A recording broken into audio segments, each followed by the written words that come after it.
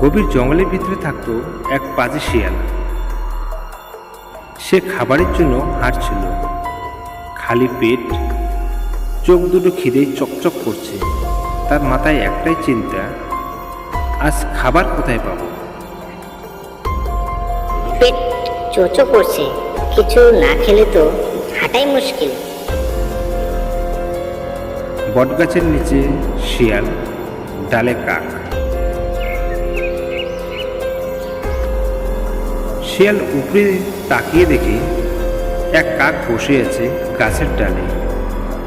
কাকের ঠোঁটে এক টুকরো রুটি। শিয়াল নিজের মনেই বলছে, আহা, এই রুটিটা যদি আমার পেটে ঢোকে তাহলে তো আজকের খাওয়া জমে যাবে।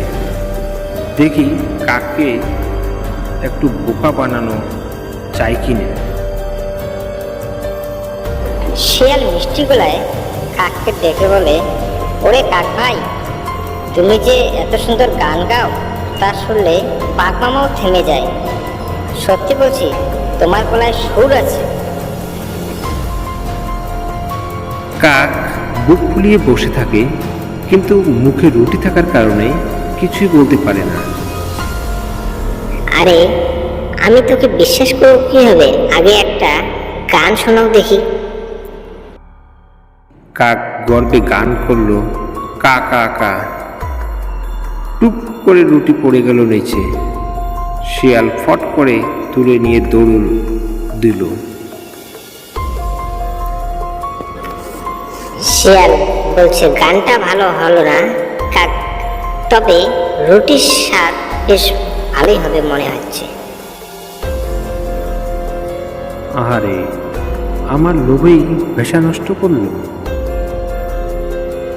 বনের পথে শিয়াল হঠাৎ বাঘের সামনাসামনি। ওই শিয়াল, কি নিয়ে দৌড়াচ্ছিস?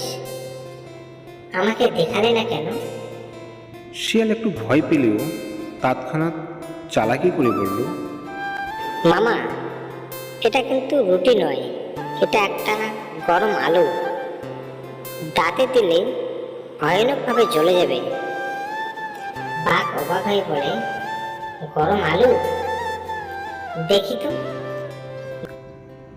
নিয়ে একটা কামড় দিল রুটি একেবারে ঠান্ডা। বাঘ বলে, আরে এটা তো রুটি, আমাকে বোকা বানাতে চাইছিস? শিয়াল চুপচাপ থেকে বলে, মামা, আমি তো বলেছি গরম আলু, তাতে আগুন ধরতে সময় লাগে। বাঘ ভয় পেয়ে রুটি ফেলে দিল। শিয়াল রুটি নিয়ে পালালো। কিছুদিন পর শিয়াল গেল এক গ্রামে। এবার সে চলে গেল গ্রামের হাটে। সেখানে দেখে এক দোকানদার হাঁস বিক্রি করছে। শিয়ালের চোখ পড়ল হাঁসের উপর। সে মনে মনে ভাবল, একটা হাঁস হাতিয়ে নিতে পারলে 1 মাস খাওয়া হয়ে যাবে। সে লুকিয়ে লুকিয়ে হাঁসের দিকে এগাতে লাগলো। হঠাৎ দোকানদার তাকে দেখে ফেলল। শিয়াল হাঁস চুরি করতে এসেছে। লোকজন লাঠি নিয়ে দৌড় দিল। শিয়াল ভয় পেয়ে মাটিতে শুয়ে কাঁদতে শুরু করলো। শিয়াল নাটকীয় কণ্ঠে বলতে শুরু করলো, আরে মাইরো না, মাইরো না, আমি চোর নই, আমি তো গ্রামের গায়ক, গান শোনাতে এসেছি। লোকজন হাসতে হাসতে বলল, আচ্ছা ঠিক আছে, আগে একটা গান শোনাও তো, তারপর না হয় তোমার বিচার হবে। শিয়াল সুর করে গান ধরল, হাঁস হাঁস ছোট্ট হাঁস, নদীর জলে ভাস ভাস।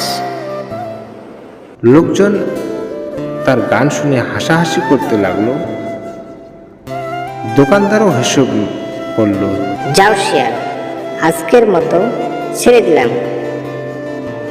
তবে হাঁসের দিকে তাকালে কিন্তু তোমার খবর আছে। শিয়াল খালি পেটেই হেসেই বনে ফিরে গেল। আর একদিন শিয়াল দুপুরে এক খরগোশকে দেখতে পেল। সে গাজর খাচ্ছিল। ধীরে ধীরে তার কাছে গেল এবং বলল, খরগোশ ভাই, তোমার গাজরটা একটু দাও না। না শিয়াল ভাই, তুমি সবসময় ধোকা দাও, তোমাকে কিছু দেওয়া যাবে না। না না, আমি আজ আর ধোকা দেব না। আমি গাজর খাই না, শুধু গন্ধটা নিতে চাই। খরগোশ বিশ্বাস করে গাজরটা তার নাকে ধরল। শিয়াল পট করে গাজর নিয়ে দৌড় দিল। খরগোশ বলছে, তুই আবার আমাকে ফাঁকি দিলি?